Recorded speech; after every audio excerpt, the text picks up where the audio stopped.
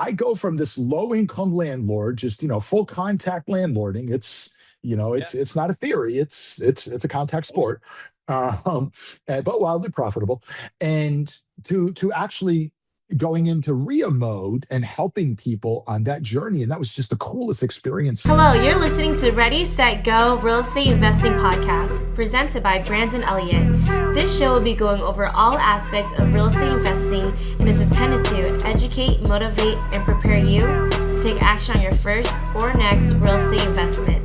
For more information, please visit BrandonElliottInvestments.com. Thank you for listening and enjoy. Welcome back, everyone, to Ready, Set, Go Real Estate Investing Podcast. I'm your host, Mr. Brandon Elliott. We got Ron in the house today. What's happening, Ron? How are you? Brandon, how are you today? Thanks for having me on. Yeah, I appreciate you jumping on. So you've been in the game for a minute, started off over in Connecticut, moved down to Florida recently, which congratulations on the move. You got out of the business to a certain degree. To a degree. Yeah. You had about almost 800 units at one point and down to about 134 units now with some partners and so forth. With some partners, yes. But what's really cool is you also sold, you were the owner of the real estate investing associations locally in Connecticut at the time, right? That's right. Just got out of that, which is exciting. So talk to me. You got a bunch of things going on. You got this 31-page lease agreement that you got copyrighted even, which is, I love it. How sad that we need a 31-page lease agreement, though, right? I mean, I'm the first to admit that. Yeah. It's a necessary evil. You're going to carry a big stick these days. Yeah. But Ron, for anybody that doesn't know who you are, where you're from, your background, do you mind just giving that 30,000-foot view for the listeners and myself?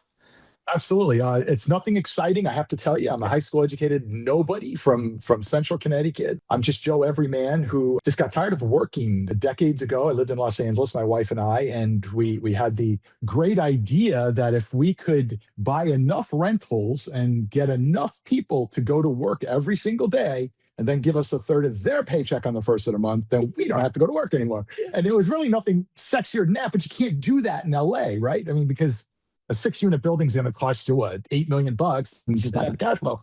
But where we grew up in Connecticut, and so the Northeast, the Midwest, you can buy these small multis, and that's how we started. And that was kind of really our sweet spot, and we were able to just 4 units and under. Try to go a little bit bigger than that. If you go 5 units and over, that's commercial financing. Yeah. Much easier, right? So residential's 4 and under, think hard, right? Because there's okay, where do you work? What's your W-2? Sure. I want to see the tax return, your pay stubs. How are you going to pay us back? Where you buy a 10-unit building, they're not asking those questions. They're saying, hey, Ron, how's the building going to pay us back? Yep. And of course, the SCR loans and all that. So you can buy a commercial building, 5 units and above, with no job or no tax return. How crazy is that, right?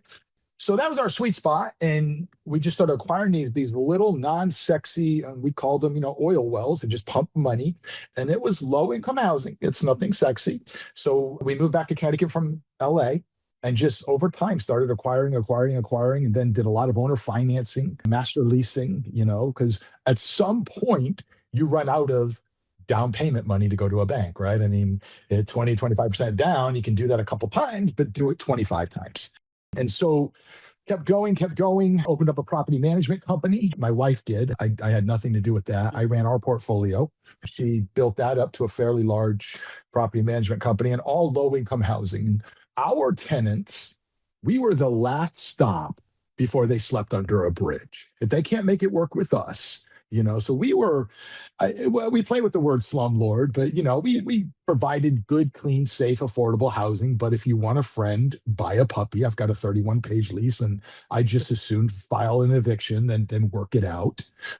Because if I have to work it out, we've been down this road. You've earned your way into our buildings, and now the next stop is a bridge. And I hate that, but that's just what it is. Yep. So did that for a number of years. And then probably 6 or 7 years ago, I guess closer to 7, the RIA in Connecticut, CT RIA, which is at the time, the 5th largest RIA in the United States out of 200 RIAs, which surprises a lot of people. I know it's surprising, but it's a robust investing community. And that was really a cool, 13,000 members and associates. Wow. Yeah, it's a big organization.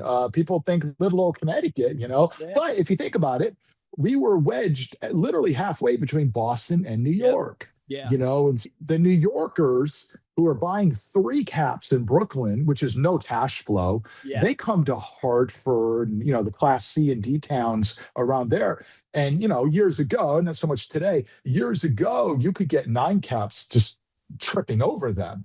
So we were the land of milk and honey to New Yorkers and Bostonites who can't get cash flow. And so it's a robust investing community. And I ran that for, up until 6 months ago. So I ran that for 6.5 years, and I had 2 partners on that, full disclosure, and we worked well as a team. But what was cool about that is I go from this low-income landlord, just, full contact landlording. It's not a theory. It's a contact sport, but wildly profitable. And to actually going into RIA mode and helping people on that journey. And that was just the coolest experience for me. I never thought I would be the guy to enjoy helping somebody else, because that's just not how my DNA is. My DNA is I'm going to get the building, not you, and I'm going to raise your rent, and and that's just how it is. But for the first time, I got to experience the other side of it and give back. And I got to tell you, I really enjoyed that. And the amount of people that and again, I had 2 partners, so it wasn't just me, that we got to help hundreds of people not only begin their investing journey, but just thrive. And that was really cool. So to kind of wrap this story up, sold almost all of our portfolio about 4 years ago, retired to a beach in Florida because, that's the law, right? Yeah. And East Coast mentality. It totally is. Yeah. And I hike my pants up to here and bitch full time, and then sold the RIA about 6 months ago. And I used to go back to Connecticut for 3 days every month for our monthly meeting and coaching classes. So I was doing that for 4 years. Sold the RIA about 6 months ago to an investor group who now runs it, and they're just absolutely killing it, which I love. Yeah. So now I'm sitting here in Florida with nothing to do. And I always thought, if I had nothing to do, right? You grow up with nothing and you think, well, you just sit on a beach all day drinking margaritas. And it turns out, even for a lazy guy like me, that's not true. Yeah. So I used to get a lot of people would ask me, hey, your lease, because it was like a thing in Connecticut. Can I get a copy? Can I get a copy? And so I started selling it. So I bought the domain name bulletprooflease.com. And it's a 31-page the slumlord's lease. I mean, everybody hates the slumlord, but when it's payday, I'm the guy getting paid, nobody else, and especially in COVID too, right? So I sell it on bulletprooflease.com. It's 31 pages, fully editable. You can change it for your locale. And that led to people contacting me. And I'm primarily on TikTok, which is pathetic. I don't know how to edit a video. And when I make a video with the phone, I pray that nobody calls me when I'm doing the video, because I'm going to start all over and I don't know how to edit it. So people kept asking me for mentorship. Like, hey, can you teach me what you do? I'm like, well, that's not really what I do anymore. I'm retired. So I said, all right, I'll do one-on-one only. I'm not going to make this a thing, because I'll support you for life and all that, but I'll teach you one-on-one. You'll come down to where I live in Florida. We'll spend an entire day together, me and you and your partner if you want. And that's just how I do it. And that's my life in a nutshell. So I love it. Nothing too exciting. Talk to me about, for your area, well, in Connecticut, when you were there, you talk more about cash flow and cap rates just higher. When it comes down to the appreciation in those areas, is it still something? Because usually you either get one or the other. That's right. Yeah. If you want appreciation, you're going to buy Class A. If you want cash flow, you're going to be C, D, right? Yeah. And somewhere in the middle is B. And how I always describe those for your listeners is A, and it's usually defined by building age and location, but a better way to define it that people can relate to is A is a doctor and lawyer that you're renting to. Yep. B is a cop and a school teacher. C is she works at Walmart, he works at Dunkin' Donuts. Yeah. They make $16 an hour each, $32 an hour. They can pay $1,400 for a 2-bedroom cold flat. D, they don't have jobs, right? Yeah. So so I was in the C to D world. And by the way, I got to tell you, 98% of those tenants are fantastic people, wonderful people who deserve a good, clean, safe, affordable house. And I provide that. Things break, I fix them. Where the 31-page lease and, Ronnie Slumlord comes out is when we have a problem. And I'm not a 3-strike guy. That's just what it is. So, running it as a business is what saves you in that world. But to answer your question, that's right. So in my market in Connecticut, in the CD space, typically your appreciation rates are 1% to 2% a year. Now that has not been true these last 4 or 5 years since COVID, right? It's been double that, if not a little higher. But historically, you're going to give up some appreciation in exchange for that cash flow. Of course, in the commercial space, we get to control a large portion of that, by our NOI, right? So the way I describe it, and I know you know this, maybe some of your listeners don't, the best way to look at your NOI and your cap rate is not as a return. So you think, well, a 4 cap is a return, right? So if I paid cash and it's a 4 cap, I'm $1 million cash, I'm going to get a $40,000 in return. That's not how you want to look at a 4 cap. A 4 cap is really a multiplier. For every dollar you make or save at a 4 cap goes to your NOI at 25 to 1.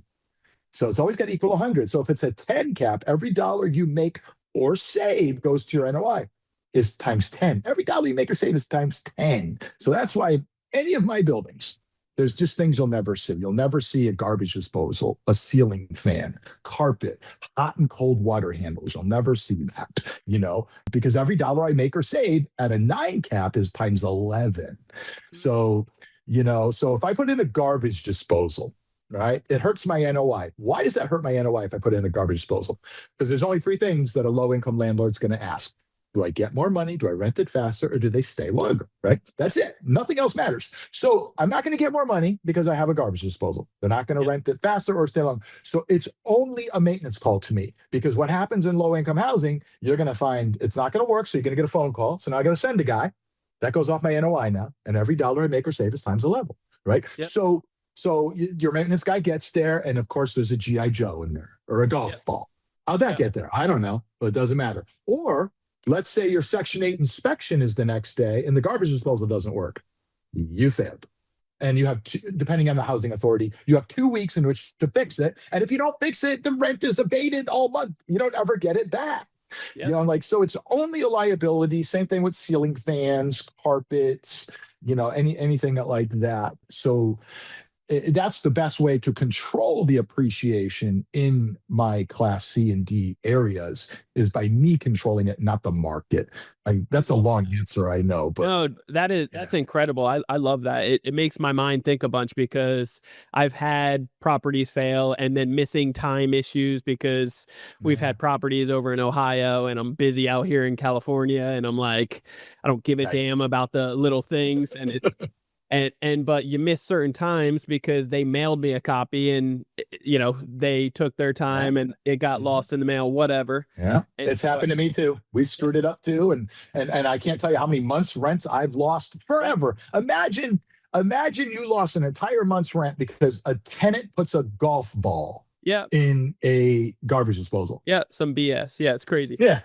And so you mentioned even like shower water.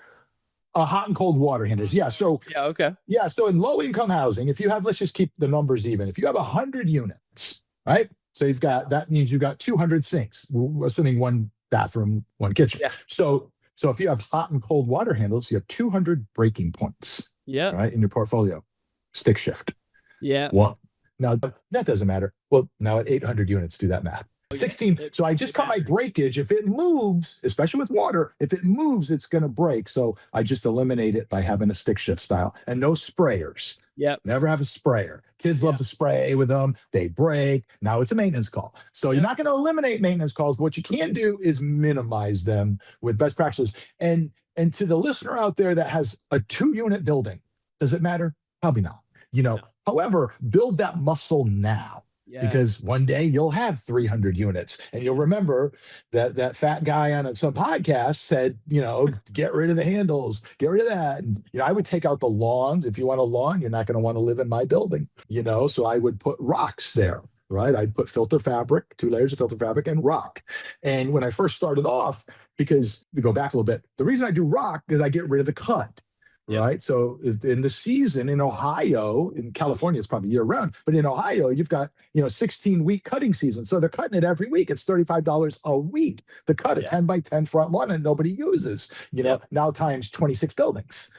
Every dollar I make or save is times 11, 10, depending on the cap rate, right? So, but what you do in that, you don't put little rocks, right? Because then it becomes a patio. Then they put out card tables. They play dominoes till 2 a.m., keeping all the tenants up. What you do is you put up big fist-sized rocks because you can't walk on them. You can't put a chair on them because you sit all crooked, and just those little things like that at scale, it matters, right? Yeah. And so again, a 2-unit doesn't matter. Get to 800, it matters.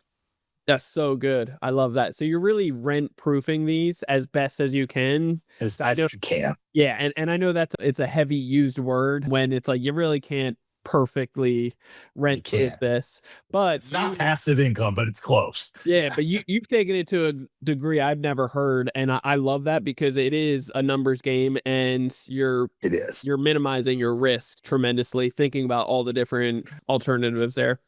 So yeah, and it can apply, Brandon, to your point. So you don't have to be a quote unquote slumlord to apply these lessons. So let's say you have a class B in Columbus, Ohio, nice town, right? In class B, you're renting to a cop and a school teacher. You could still apply some of these things. So I'll give you another one. If you own a decent duplex, fourplex, sixplex, whatever in Columbus, Ohio, and it's a decent building, you can still apply slumlord methodology to it. So go down into the basement and find the water shutoff valve. Now, the basement in Ohio, you have basements. In the Northeast, we have basements. And the master shutoff. Yeah, they are dungeons. Yeah. Dirt floors sometimes. Yeah. So go down to the basement, there's one handle in that basement that shuts off the water to the whole building.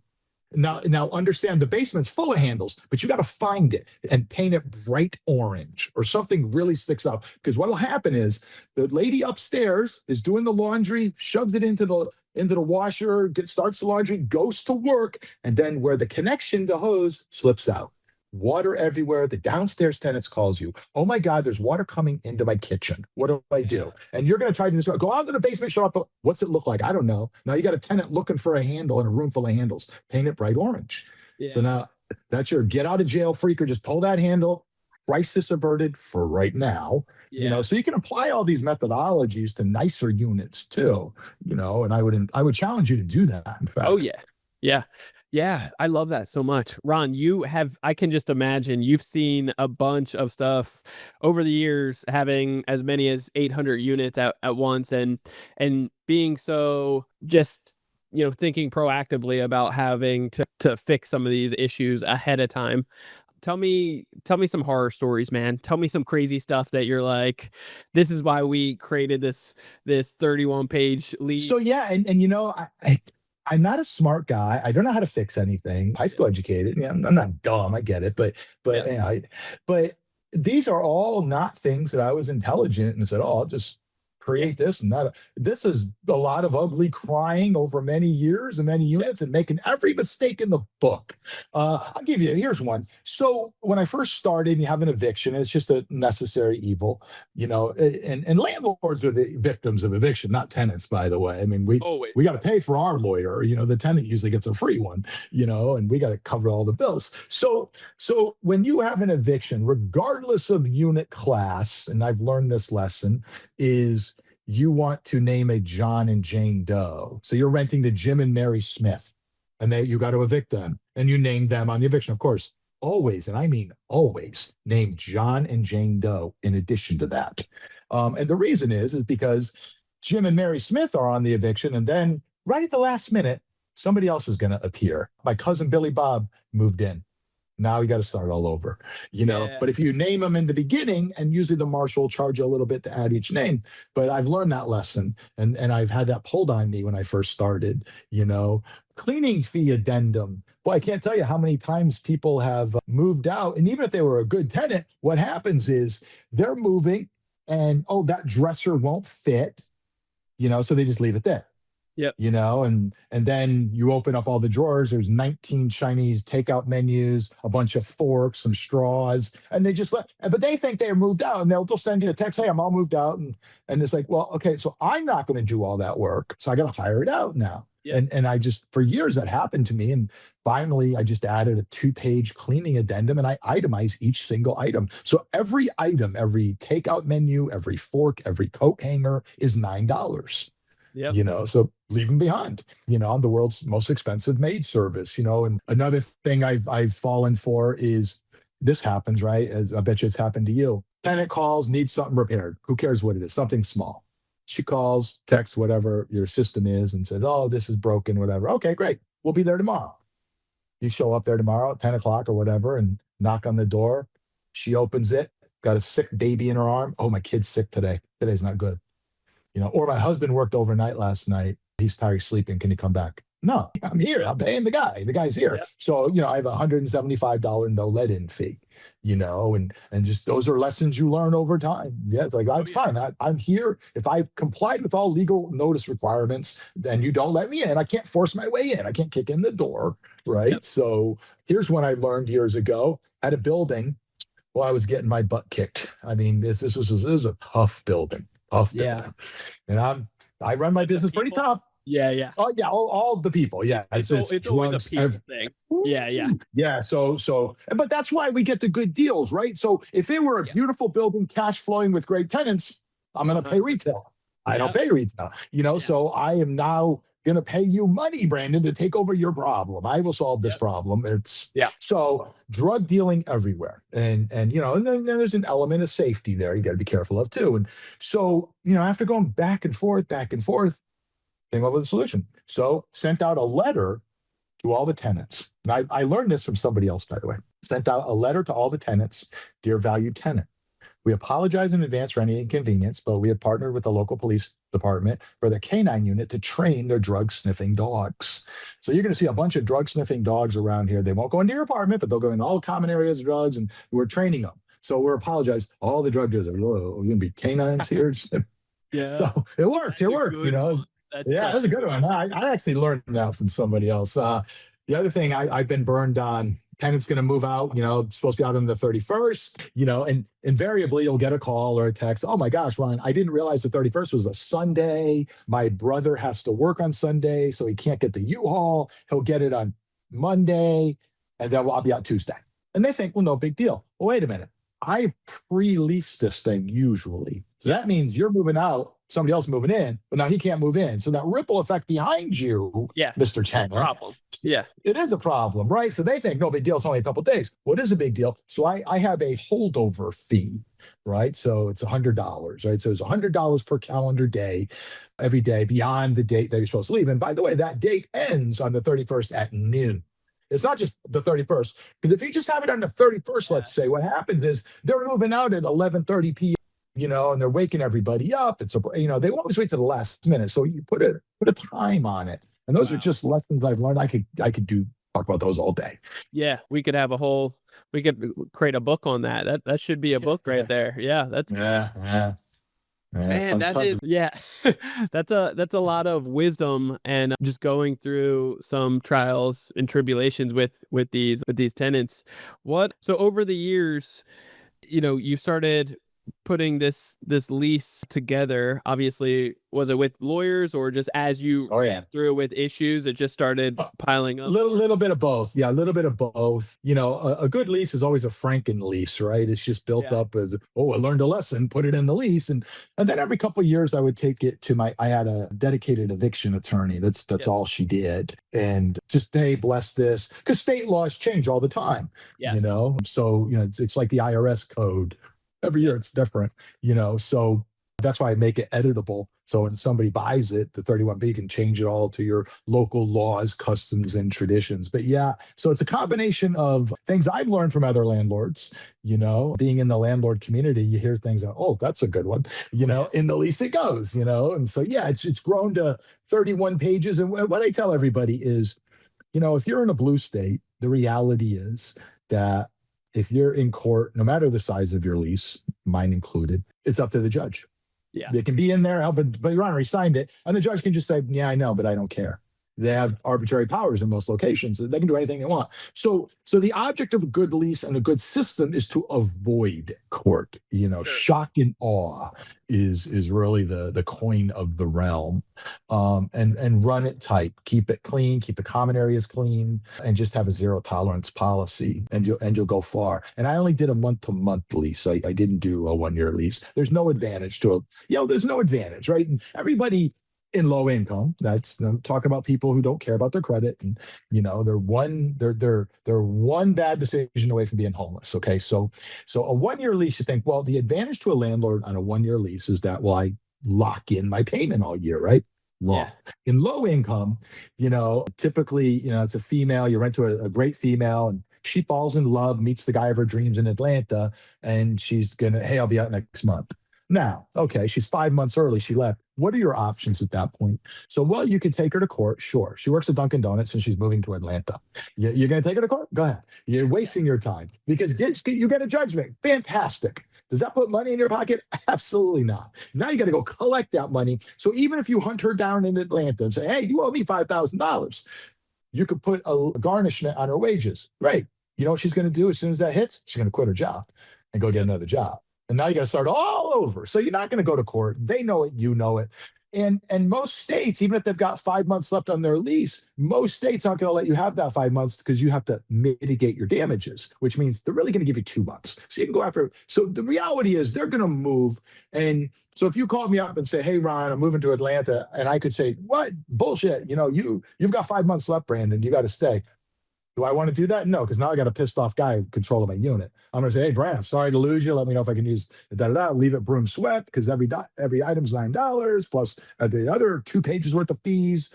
I've got your security deposit. My goal is to get your security deposit back to you 100%. Help me do that. Blah, blah, blah. And then any truing up will be on the security deposit. If you want to leave, go. I can't stop you. There's nothing I can do. But here's the problem on the other side, why I do month to month. And it's usually I rent to a female. And what happens is you rent to a female and she's great, right? She meets all the qualifications. She moves in. She's fantastic. And about 2 months later, she's at a club and she meets Mr. Wonderful. This scumbag dude, right? He's over there with all his buddies till 3 a.m., smells like a Bob Marley concert. They're playing loud music, working on the cars, taking up 3 parking spots, but she's paying her rent. You ain't getting rid of her. Now all the other tenants in the building are pissed off and blowing up your phone, but you can't get rid of her because she's paying her rent. You're stuck with her for an entire 12 months. Even though this guy whom you don't even know is now living there and he's got tenancy. Yep. Month to month. That's it, Brandon. We're done. I'm terminating and I'm not telling you why. I'm just not renewing and we're on a month to month. That's it. We're out. So it kind of gives a little bit of control to the landlord. So for that reason and many others, I only do a month to month lease. Yeah. Talk to me about getting these deals to start off with. Like how have you gone about finding just the leads that have come in? Yeah. So I did this much differently. I was a big on-market guy, and I know everybody says, "Oh my God, there's no good deals on the market." That's just simply not true. Yeah. So when you're buying for cash flow, now if you're flipping houses or wholesaling, that's different, right? So, but when you are buying for cash flow rentals, price or terms, what's more important? Not price. Always terms. Listen. If you invested in Akron, right? Or in Ohio, I think. Yeah. So Akron, low end city, nice city, by the way, but low end city, you can buy a duplex for almost nothing, right? Yep. Or Detroit. Well, I'd pay you $1 million if I could have terms, Brandon. Yep. I'd pay you $1 million if I can have terms. Yep. What are my terms? Well, I'll pay you $1 a month for $1 million. Yes. So there we go. Yeah. Right, for life. Yeah. So 0% interest. Yeah. So I can't stand when people are trying to go off market because everybody's got the same list you do. Sure. Right. And so everybody's looking for that needle in a haystack, somebody to give away their property. But you're not the only one with that list. So you're spending time, energy, and money trying to find a deal. I'm spending my energies crafting a deal. This person wants to sell. I want to buy. Now, 9 times out of 10, we're not going to get there. But that 1 time out of 10, they want to sell, I want to buy. So I would structure the deal with either owner financing. I do a sub 2 if needed. I prefer not to. Master lease with an option or without an option to take control of the building with almost no money down. About half the units I ever owned, I never went to a bank for. Really? And then when I sold them, I held the note. So I'm the bank now in the first position. I should have done that years ago, by the way. Oh man, I had no idea. I always thought buy, and I didn't think about the sell side of things. And so I would structure them much differently. How I went through that process was different, right? Yeah. So I applied a sales methodology to it, and I had a certain time. I talked to a certain person at a certain time in the process, and I'd offer a certain percentage with terms. And 9 times out of 10, I fail. I strike out, and I'm happy with that percentage. And then I just on to the next one. And so I did it a little bit differently. And everybody's like, oh, no good deals on market. It's like, that's just not true. I got to create the deal. It's not good as it is. I acknowledge that, but I got to make that happen. So I craft my deals. I don't look for them. Yeah. The creativity is where it's at, of like, it really is, and getting creative with it. Talk to me when it comes down to, you mentioned, I wish I would have done this earlier and sooner, being the bank and getting creative and holding the notes. For somebody that might be just getting started, or maybe, I don't know, a dozen properties under their belt, what would you say to help them get those creative juices going to become more of the bank and get there sooner than later? Because I do see it very frequently. A lot of real estate investors, like towards once they get more educated in it and like deeper in, they're like, oh, they become the bank, and it's always the best place to be. It is. So, and to your point, you bring up a good point, Brandon, that it's the experienced landlords you want to deal with. It's the new guy who just bought his first 4-family 3 years ago. That guy doesn't want to make a deal. No. Right. It's the guy who owns 68 units, been doing it 30 years. That guy on the buy side wants to make a deal. I sold, like I said, I'm the bank on a number of buildings. Yep. And you think I could have had the cash. I had one building and I am blessed since I owned the RIA. I just put it on Facebook, got a full price cash offer. I didn't have to list it. I turned it down. I don't want the cash. And I'm a blue collar guy, I don't come for money. So you think that it was a good amount of cash. I'd rather have the cash flow, because think about it. What am I going to do with that cash? I'm going to put it in the stock market and get my butt kicked. Yeah. Right. Or it's almost like a rental. It's just, it is without no tenants or toilets or troubles. Yeah. And I say this constantly is like, if I'd have taken that cash, let's just say it's $1 million or an even number, and put it in the stock market, what's that backed by? If I bought Apple stock, what's it backed? It's backed by nothing. I can't control nothing. Is Apple going to go out of business? Probably not. Well, they said the same thing about Enron. They were the 7th biggest company in the world at the time. So I can't control it. It's not backed by anything. Whereas this $1 million on this side, he's paying me every month, and it's backed by the real estate, and it's a commercial mortgage. The foreclosure process, much quicker. Okay. Oh yeah. Oh yeah. So even if here's the tip. What does that look like? So you should never, I would never hold the note on a residential mortgage, that especially if they live there, because so it's in California, it's probably 5 years to get them out. Yeah, it's crazy. Don't ever it's Russia. The blue and red states, please. So here's what you do. So let's say you own a 2-family in California, and obviously check your local laws, but you own a 2-family in California, okay? Yep.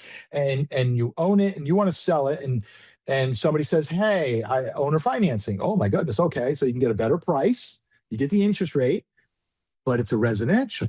So you can still write a commercial mortgage, even though it's a residential property. You can write a commercial mortgage on it, right? So write a commercial mortgage, and they would sign an affidavit that they're never going to live there. So you're only going to do it against their LLC, not personally. Yep. Okay. So I did that on a 4-unit building, my smallest building. I had a 4-unit building. I've owned it for years. I sold it via a commercial mortgage, right? So he's not going to live there, and he never will live there. And he signs an affidavit. So the foreclosure process, we're talking about 3 months, versus 3 years in Connecticut. So So think about the sell side. So you amass buildings, and you get to be an old guy like me. I'll be 59 next month. And so now you the arc of your life is you're not in growth mode anymore, right? You're down throttling. And so I I would sell some of my buildings. I'm holding the note on like 7 of them. Okay. And which is nice. I should have done it years ago.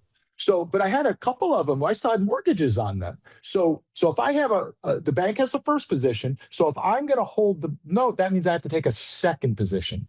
No, I don't want the second position. Let's use the second. Bank can't foreclose on the first. No. I got to pay out the first. Then I can foreclose. I can do that. So what I did was I was fortunate that I didn't have big mortgages. So I said to the buyer of the building, hey, I'm just going to simple numbers here. I need $100,000 down.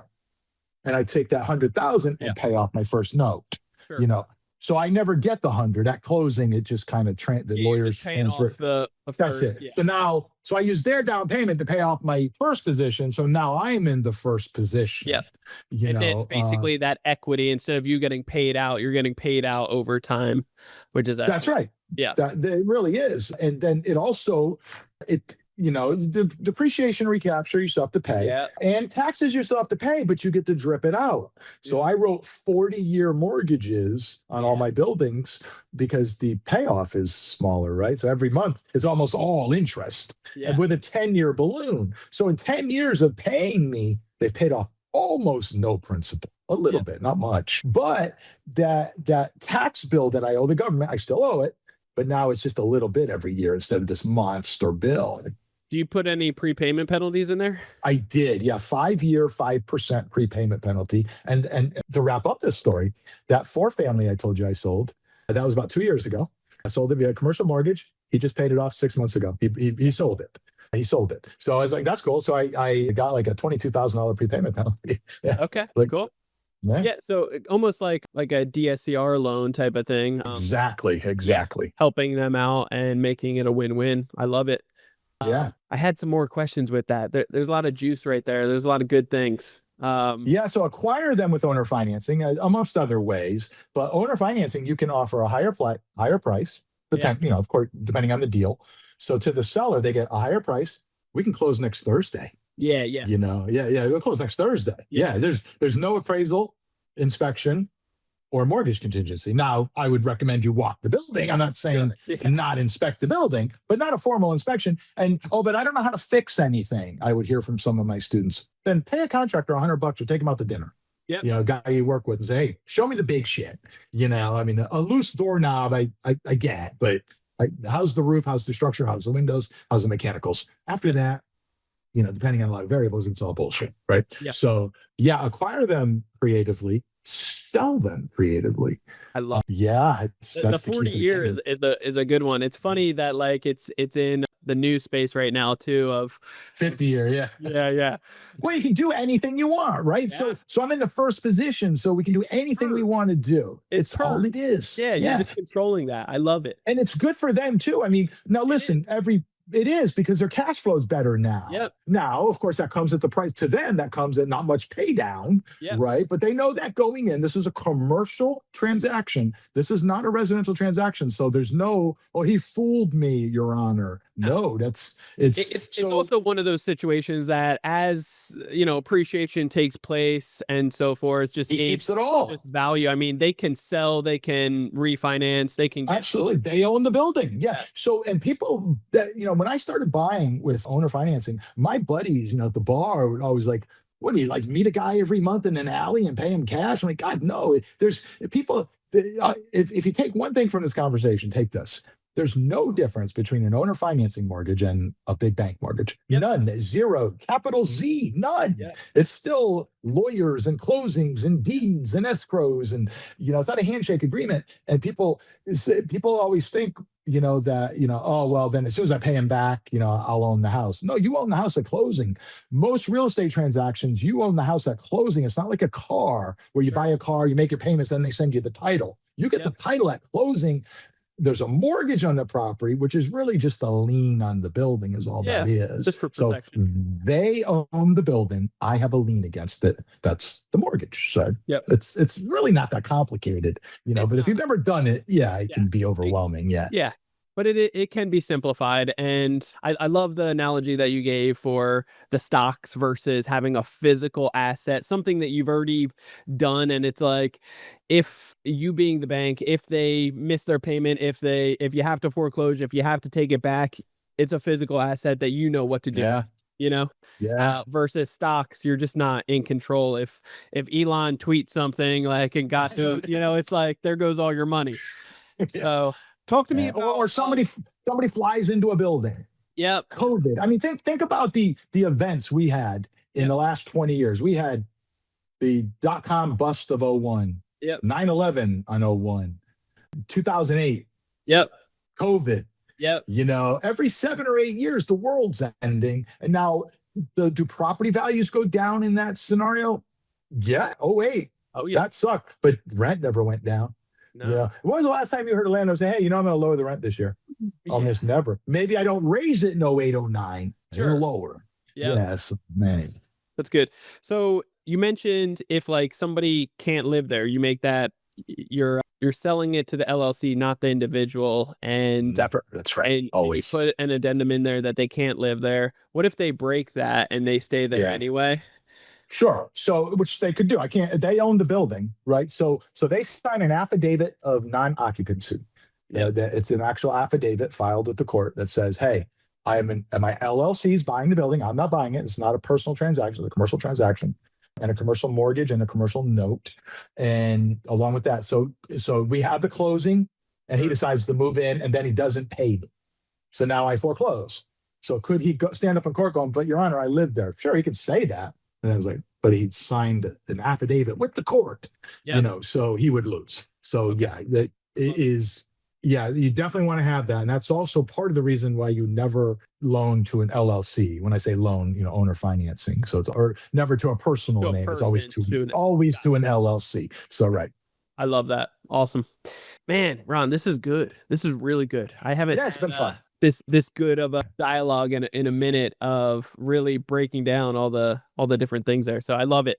Talk to me. What does the future look like for you now? I know you're kind of settling down. You just got rid of the RIA group. You got rid of a bunch of properties. What now? I don't know, man. Maybe this is Mother Nature's way to start wrapping it up. Huh? I don't know. I know. I live in Florida. I live in St. Augustine, Florida, just south of Jacksonville, about half an hour south of Jacks. Go Jaguars. Yeah. So I just do my lease, and I do one-on-one mentoring. It's literally, I spend an entire day with people. I don't do very many of them. I do maybe 4 a year. I'm blessed to live in, and we do it in my community. I live in a beach community, and we have a clubhouse it's a private club. And so I do it there, and we just spend 8-10 hours together in a room with a PowerPoint, a big screen, and a whiteboard. And, I teach people how to identify, acquire without banks, and manage lower income buildings all throughout the country. And, it's, I hate to be a cliche and say it's become a passion of mine, but it kind of has. But yeah, so I sell the lease online at bulletprooflease.com. And that's really what's next for me. I've got a wife and 3 dogs, and we like to travel, and my life is kind of boring, I suppose, these days, isn't it? I love that. It's funny to see, like, when you're in it originally for yourself, and like you make yourself successful, family, and everything's kind of doing well, and then you start helping out other people too, and they get there further, faster, better in some cases. Yeah. Like, damn. That feels good. Like it does. I know. And I've never been that guy. I'm just not that guy. I own it. I admit it. Yep. But yeah, it was a weird experience at the RIA. And I could point to quite a few people that, like, the trajectory of their lives and their children's lives are materially better because of their involvement with our RIA. And I had a part of that. Yep. Yeah. A weird feeling for me. I'll be the first to admit that. Yeah. Yeah. It's pretty cool. It's pretty cool. I agree. Yeah, I grew up the same way, raised in New Jersey. And so I could definitely relate in that manner, and then eventually started give back and helping other people do things further, faster. And it's a unique type of feeling, I guess. Yes, we're blessed that we're being in that position to be able to do that. I agree 100%. I love it. How can people get a hold of you? I'm pretty easy. I'm on TikTok, Bulletproof Lease. I'm probably the only 59-year-old guy on TikTok. I got a Facebook page. I post on there and all that. But bulletprooflease.com is probably the best way to get hold of it. It's my website. And I think there's a link on there to my social channels, but it's really TikTok, Facebook. I do have Instagram and YouTube and all that. I can't tell you how to. Yeah, I do post on there occasionally. So I'm Just easy go to to get hold of. Bulletproof Lease for all of those different platforms. Yeah, they should all be on there. Yeah. Cool. Awesome. Well, guys, I highly recommend reach out to Ron. Wealth of knowledge. If you're doing anything for either creative real estate or, focusing on terms versus cash, and then anything really with tenants and focusing on more cash flow, protecting yourself and running this like a true business, then you're going to want to reach out to Ron. You can do so on his platforms. That's bulletproofleasing.com. Bulletproof Lease, just lease. Yeah, bulletprooflease.com. Cool. Yep. And if you guys want to get a hold of me, you can always do so on Instagram. It's Brandon Elliott Investments, otherwise Credit Counsel Elite on Instagram. And if you're looking for funding up to $500,000 with rates as low as 0%, we could show you how to get it every 6 months on repeat per person. Reach out to us. That's on creditcounselelite.com. That's creditcounselelite.com. And look, if you have not subscribed yet to Ready, Set, Go Real Estate Investing Podcast, what are you waiting for? What are we doing here? Make sure you go subscribe. You get the newest notification every single Monday. After listening to a few episodes, leave that 5-star review. Appreciate you guys all so much. Enjoy the holidays. We'll catch you next following Monday. Ron, appreciate you so much. Had a blessed time today. Thank you. Thank you, Brandon. See you, buddy. This has been another episode of Ready, Set, Go Real Estate Investing Podcast, brought to you by Brandon Elliott. For more information, please visit BrandonElliottInvestments.com. Also, please don't forget to like, share, and leave a comment below. Thanks again for joining. Until next time, God bless.